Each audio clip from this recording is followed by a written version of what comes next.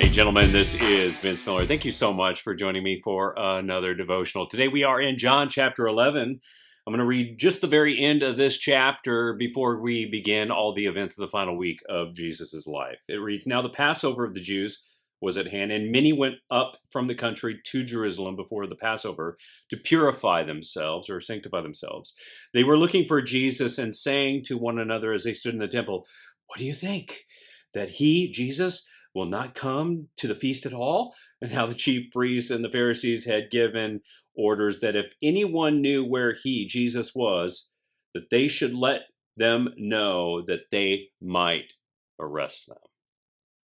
So the event that's happening right here is the third Passover mentioned in the Gospel of John. The first was way back in AD 28, and then this is the last one here, right here in AD 30. So basically, John's Gospel chronicles a little over 2 years, just 2 years of Jesus' ministry.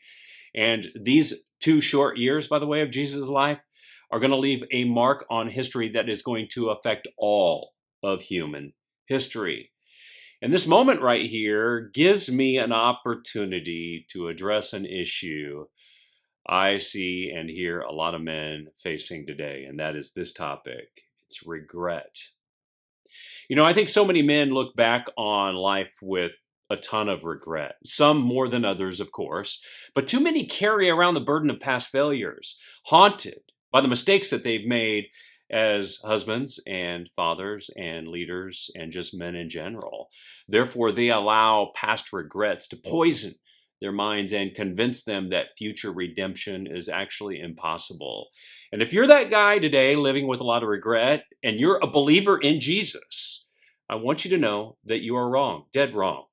If you are indwelled by the Spirit of God, the redemption of the future, even in the shadow of your regrets, is totally possible. And this is not me teaching you the power of positive thinking right now. That's not what I'm doing.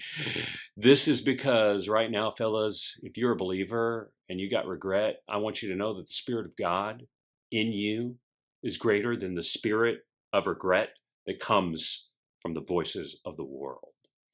Get this, fellas. Jesus only actively ministered for 2 years, or a little over 2 years. Yet his life profoundly affected 12 men whose message is still changing the world today. I mean, these men, the disciples, they were not perfect. They were lost and confused, and they doubted at times. And one of them was a sellout, for God's sake, just like you and me.